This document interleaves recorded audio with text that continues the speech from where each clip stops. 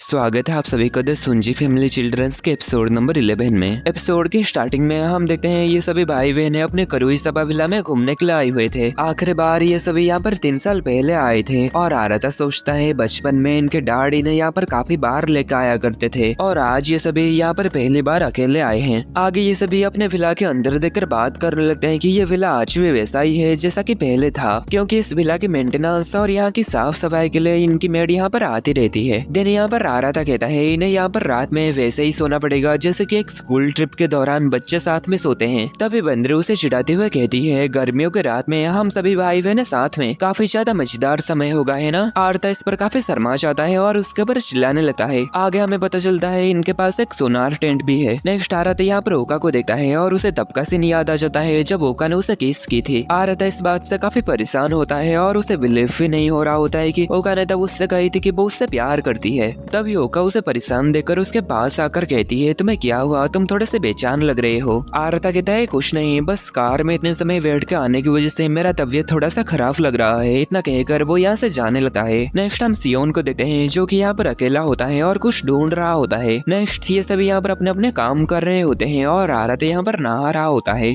आरता यहाँ पर अभी भी ओका के बारे में ही काफी ज्यादा सोच रहा होता है। आगे वो कहता है चाहे जो भी हो जाए मुझे ऐसे बिहेव करना पड़ेगा जैसे ही कुछ हुआ ही ना हो। आगे यहाँ पर सियोन आ जाता है। उसे देखकर आरता कहता है अरे नहीं, मैं दरवाजा को ही लॉक करना भूल गया था। दिन वो उससे पूछता है आखिर तुम स्टेशन की ओर अकेले क्यों गए हुए थे। सियोन इस पर कहता है मैं अपने बायोलॉजिकल पेरेंट्स से मिलने गया था। आगे वो कहता है पर कम से कम मैंने उन्हें देखने की कोशिश तो की। मैंने सिटी हॉल में उनका एक डिटेल देखा था, वहाँ पर करुई सभा में एक एड्रेस लिस्टेड था, लेकिन जब मैं उस एड्रेस में गया तो मुझे वहाँ पर सिर्फ खाली जगह ही मिली। आगे वो कहता है क्या तुम्हें पता है मैं ही वो था जो कि डैड से बात किया था और उनसे इस ट्रिप के लिए सजेस्ट किया था। मैंने सोचा कि इससे मिनामी को भी मदद मिलेगी, हालांकि उसे ये पसंद नहीं आएगा। आगे वो आरता से पूछता है क्या तुम्हें कभी अपने बायोलॉजिकल पेरेंट्स से मिलने की मन नहीं किया, क्या तुम उन्हें जानना नहीं चाहते। आरता कहता है हाँ मुझे भी उन्हें देखने की मन है, पर मैं सिर्फ उन्हें देखने के लिए अपने रास्ते से नहीं भटकूंगा। और एक बात, क्या सिर्फ खून ही एक चीज है जो कि तुम्हें फैमिली बनाती है। मेरे लिए हमारे डैड ही, सिर्फ एक ही मेरे डैड हैं। सियोन कहता है तुम सही हो, मैं भी अब इससे उबर चुका हूँ, हमारी फैमिली ही मेरा फैमिली है। इतना कहकर वो यहाँ से चला जाता है। नेक्स्ट आरता नहाने के बाद जब यहाँ पर आता है तो वो ओका को देखकर यहाँ पर थोड़ा सा शर्मा जाता है और ये दोनों इस चीज को नोटिस कर लेते हैं। नेक्स्ट सीन में ये सभी यहाँ पर बारबेक्यू पार्टी कर रहे होते हैं। ओका यहाँ पर सियोन से पूछती है कि पहले तुम कहाँ चले गए थे। सियोन कहता है मैं एक दुकान से एक चीज खरीदने के लिए गया हुआ था। इस पर ये सभी बात करने लगते हैं कि शायद सियोन अपने गर्लफ्रेंड के लिए कोई चीज खरीदने के लिए गया हुआ होगा। आगे हम यहाँ पर देखते हैं आरता अभी भी ओका से अपनी नजरें मिला नहीं पा रहा होता। आगे बंदरी यहाँ पर मिनामी कहाँ है पूछने लगती है और हम यहाँ पर देखते हैं मिनामी यहाँ पर अपनी एक न्यू स्कर्ट निकालती है, शायद वो उसे पहन के कहीं पर जाने की प्लान बना रही है। नेक्स्ट अगले सुबह ये सभी अभी भी यहाँ पर सोए हुए होते हैं, पर ओका जाग चुकी थी और वो सामने देखते हैं कि आरता यहाँ पर नहीं होता। आगे हम देखते हैं आरता यहाँ पर अपने सोनार टेंट के अंदर बैठा हुआ होता है और सियोन की बात को याद कर रहा होता है जब उसने कहा था कि वो अपने बायोलॉजिकल पेरेंट्स को ढूंढने गया हुआ था। आरता कहता है वो उसके बायोलॉजिकल पेरेंट्स है तो जाहिर है कि वो उनके बारे में जानना तो चाहेगा ही। आगे वो सोचता है क्या उसके जैसे हमारे बाकी बहनें भी अपने अपने बैकग्राउंड के बारे में जानने की कोशिश कर रहे हैं, अगर ऐसा है तो मैं उन सब की मदद करना चाहूंगा। तभी उसे ओका की बात याद आती है जब ओका ने कही थी कि वो उससे प्यार करती है। आगे उसे ज्यादा गर्मी लगने की वजह से वो टेंट से बाहर आ जाता है।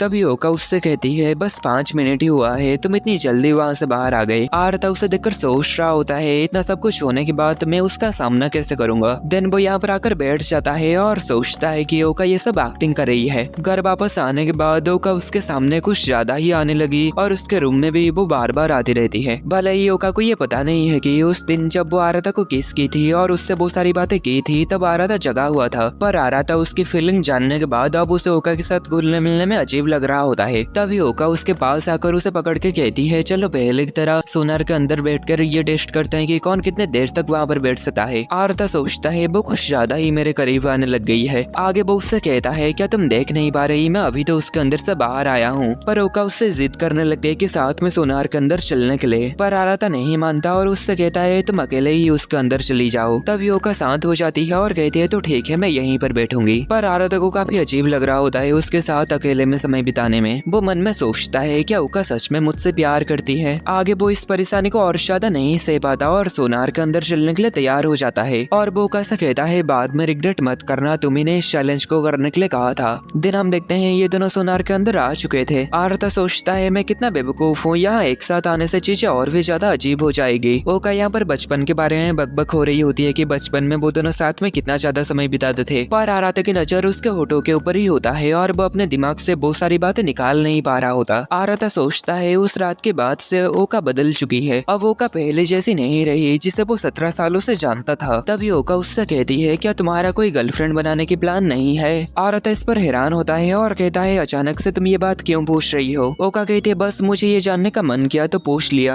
आरता मन में सोचता है अगर मैं कहूँ कि हाँ मुझे गर्लफ्रेंड चाहिए तो इससे चीजें और ज्यादा खराब तो नहीं हो जाएगी। दिन आगे वो ओका को कहता है मुझे अभी इस समय इसके बारे में कोई भी परवाह नहीं है। नेक्स्ट हम मिनामी को देखते हैं। वो देखते हैं कि ओका और आरता यहाँ पर पहले से ही उठ चुके हैं। दिन हम देखते हैं ये दोनों सोनार से बाहर आ चुके थे क्योंकि आरता और ज्यादा इसे हैंडल नहीं कर पाता। ओका के साथ बैठने की वजह से उसे काफी ज्यादा अजीब अजीब सोच आने लगी जिससे वो काफी ज्यादा परेशान होने लगा और उसे अंदर से काफी ज्यादा गर्मी लगने लगा। आगे ओका उससे पूछती है अब तुम योकोयामा के बारे में क्या महसूस करते हो, क्योंकि तुमने तो कहा था कि तुम्हें गर्लफ्रेंड बनाने की कोई परवाह नहीं है, पर कुछ समय पहले तक तो तुम उसे पसंद करते थे है ना, क्या तुम अभी भी उसे पसंद करते हो? आरता उसके बारे में सोचता है और आगे कहता है मैं इस बात से खुश तो नहीं हूँ कि उसका एक बॉयफ्रेंड है, पर अब मेरे मन में उसके लिए कोई भी फीलिंग नहीं बची है। इस बात को सुनकर ओका की आंखों में एक अलग से खुशी की चमक आ जाती है। आगे वो काफी खुश होती है और कहती है तो ठीक है अब मैं नहाने जा रही हूँ, और उसे खुश देखकर आरता सोचता है कि लगता है सब कुछ ठीक है। नेक्स्ट सीन में ओका यहाँ पर नहाते हुए सोच रही होती है कि मैं कितनी स्टूपिड हूँ, मैं उसके कुछ ज्यादा ही करीब आने लग गई हूँ। आगे वो बचपन की बात को याद करने लगती है जब बचपन में वो दोनों साथ में सोनार के अंदर समय बिताते थे। ओका उससे उसकी क्रश के बारे में पूछती है और कहती है कि हम 10 साल के हो गए हैं तो प्यार करने की एज हमारी हो गई है। वो कहती है मैं लुक्स को देखकर ही किसी को पसंद करती हूँ। दिन आगे वो 2 लड़कों की नाम बताती है। तभी आरता उससे कहता है मुझे तुम्हारे साथ समय बिताना पसंद है क्योंकि हम दोनों भाई बहन हैं, इसलिए ये थोड़ा रिलैक्सिंग है। और प्रेजेंट में यहाँ पर ओका कहती है शायद आरता मुझे बहुत पहले से ही पसंद था। दिन यहाँ पर आरता सोच रहा होता है कि चीजें बहुत पेचीदा होने लगी है, क्या ओका ये रियलाइज कर पाएगी कि वो भी कोतोनो की तरह थोड़ी कंफ्यूज थी। तब यहाँ पर मिनामी आती है और उससे पूछती है कि क्या तुम्हारे पास थोड़ा समय है? आगे वो कहती है मैं तुम्हारे साथ कहीं जाना चाहती हूँ। नेक्स्ट सिनेमा हम देखते हैं ये दोनों फ्लावर गार्डन में आ चुके थे जहाँ पर बहुत सारे कपल होते हैं। आरता ये देखकर हैरान होता है और मन में कहता है क्या सच में मिनामी यहाँ पर आना चाहती थी? मुझे लगा कि वो टेनिस कोर्ट या फिर कहीं और जाने की बात कर रही होगी, पर मुझे नहीं पता था उसे फ्लावर्स में भी इंटरेस्ट है। आगे वो मिनामी से भी यही बात कहता है कि मुझे इसकी उम्मीद नहीं था कि तुम यहाँ पर आने के लिए कह रही थी। मिनामी इस पर हड़बड़ा जाती है और कहती है हाँ मुझे भी कभी कभी फूलों को देखने की मन करती है। आगे आरता उसे देखकर मन में कहता है उसे स्कर्ट पहने हुए देखना काफी रेयर है, वो हमेशा कोई स्पोर्टी कपड़े पहनती रहती है जो कि बिल्कुल भी लड़कियों की जैसी नहीं लगती। आगे वो उसके कपड़ों के ऊपर ज्यादा ध्यान नहीं देता। दिन ये दोनों यहाँ पर आ जाते हैं और मिनामी यहाँ पर इतने सारे रोज फ्लावर्स को देखकर काफी खुश होती है। आरता उससे पूछता है क्या अब तुम्हारा पैर ठीक है? मिनामी कहती है हाँ, और उस समय तुम मेरे लिए जो कुछ भी किए उसके लिए बहुत बहुत शुक्रिया, और अगले हफ्ते से मैं अपने फुल ट्रेनिंग रेजिमेंट में जा सकती हूँ। आरता ये सुनकर खुश होता है, पर आगे उसे अपने आसपास अपने चारों तरफ सिर्फ कपल ही देखने को मिलता है जिससे उसे अजीब महसूस होने लगता है और वो सोचने लगता है कि आखिर मिनामी ने इस जगह को क्यों चुना।